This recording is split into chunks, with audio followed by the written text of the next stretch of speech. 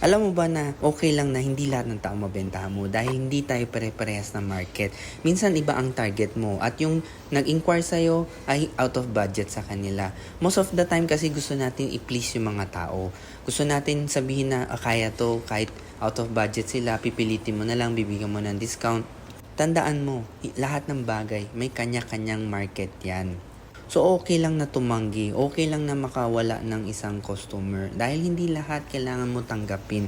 Yan ang tandaan mo. Dapat alamin mo anong value mo. Kung mapapansin mo yung mga kilala ka na alam nila anong ma-expect sa'yo, alam nila anong value sa'yo, hindi na nakikipagtalo sa'yo sa presyuhan dahil alam nila anong ma-expect sa output mo. So it's okay not to please everybody dahil hindi lahat kaya nating i-please. Stay true to your product, to your brand, kung ano ka. At hayaan mo silang lumapit sa'yo. Hayaan mong makuha mo yung target market mo. Hayaan mo silang makapansin anong value ang meron kang ibigay.